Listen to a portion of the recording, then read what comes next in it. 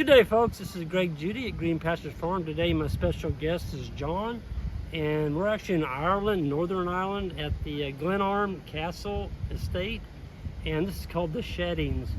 It's the first regenerative agricultural conference held in Northern Ireland.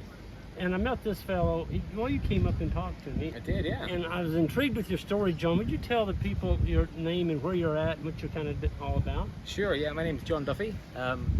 I'm farming about 2 hours west of here in Donegal, which is just over the border in the Republic. And we're running traditionally we're an upland farm. We used to run a lot of sheep, but relatively low density. And the last couple of years, we've shifted over to a fully outwintered, 100% pasture-fed beef operation. Okay. So you're talking about you haven't seen the limit on your farm yet now, because you're kind of changing the way you're grazing. We keep losing them. Yeah, we keep losing them. Yeah. So we've, like, as I was saying to you earlier on, like, a big fan of your work, and from a principles level, of course the climates are very different, soils are very different, but from a principles level, a lot of the principles sort of began setting off light bulbs, if you like. So we started experimenting with sheep grazing about 7 or 8 years ago, taking really mossy pastures back into grass in a couple of seasons, just with animal impact and rest. You took moss and turned it back to grass. Back into grass, yeah. Just by applying the tool of rest and appropriate levels of impact. Yep. And what we found out is that the degree of trample and the ability to trample and lay down biomass is crucial to regenerating these systems. So after those initial experiments with sheep, it gave us the confidence to kind of scale up, to kind of go against the flow of the general practice in the area, which was traditionally sheep, back into beef. And we're now we're using the heavier animal, bunched and moving, to regenerate pastures.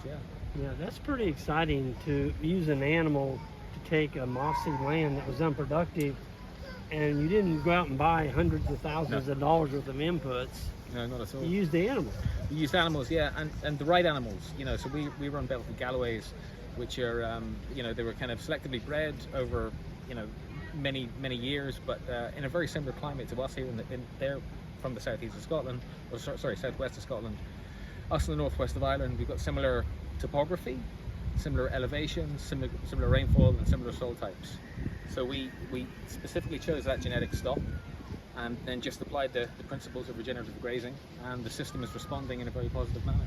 You were talking about the belted Galloway being just a little bit heavier animal than the other control sample you used. Yeah. So which was the lighter breed. That's right. You think that belted Galloway gave you just the right animal for what you're trying to do? Yeah. So our goal is essentially a zero input farming system. So we're looking to keep animals outside all winter. We're not looking to buy any additional feed or to invest in, like you were saying earlier on, investing in machineries in order to harvest silage or the like.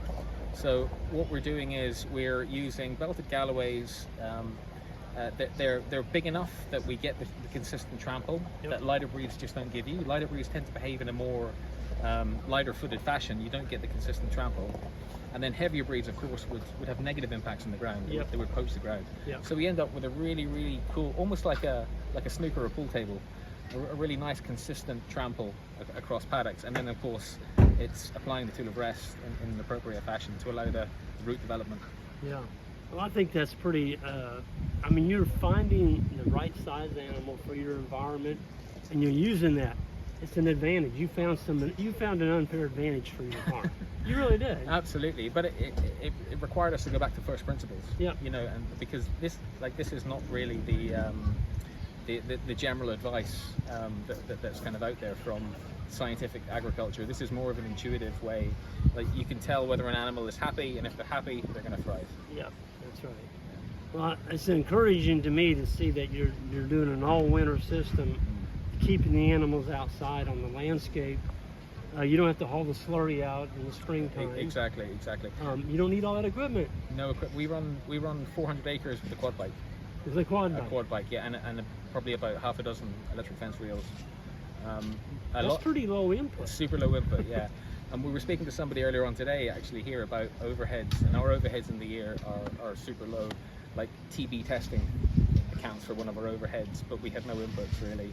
Fecal egg counts are another. I mean, these are really low dollar overheads to even consider, but we're not talking about running big diesel equipment. We're not talking about maintenance costs. we're not talking about time, money, and capital up in things that depreciate. Yeah. You know, we, as you said earlier on, we prefer to put it into something that has 4 hooves and a tail. You know. Yeah, that's right. That's right. Well, John, it's been good. Thank you for taking the time to visit with me. And what did you think about this first conference they held here today? Oh, it's been fantastic, and it's been a long time coming. You know, I know there's a lot of people here today that you'd recognise from the island of Ireland as a whole. We've got a lot of active social networks through WhatsApp and Instagram and Facebook and the like, of people talking to each other and sharing this learning. So we're actually innovating much faster than state agencies are. Yeah. Like there's a group of people here that are ahead of the curve, and this is just a great opportunity to get some of those lessons shared wider. You know what I was impressed with, and maybe I'm getting a little political or whatever, but the ag minister's here. Yeah. He's been here all day. Yeah. Now, I go to a lot of conferences, and usually the ag secretary will show up. He'll do his little talk, and then he skips out. He's gone. He doesn't have time to waste his day with us. Yeah. This guy's hanging around out there. I just saw him not too long ago, and he's out there talking to people. And he came up and introduced himself to me. He's like, Greg said, this is where I should be. I thought that was... So, yeah, you got somebody like that kind of on your... At least he's aware of what we're doing. Yeah. I think that's a big deal. Yeah. I mean, particularly with the challenges of climate change, you know, we're seeing these big changes in our wet temperate climate here on the edge of the Atlantic. We're seeing big fluctuations in weather patterns, grass growth rates through the year. So, like, the key to building a resilient farm system is reducing your inputs, reducing your dependencies, and also getting nature to function as it wants to. We all live on the same earth, and I think if we can raise healthy soil, healthy plants, healthy animals, that's healthy people. And in the end, it's a healthy environment. Oh, and by the way, the animals are healthier. Absolutely. Thriving. And, you know, people, the consumer today, they want to know that their animals led a good life, you know, and I think that's good. So it's just been a win-win. It has, truly. So, folks, on the way out, if you would, please hit that subscribe button, and we'll see you next time.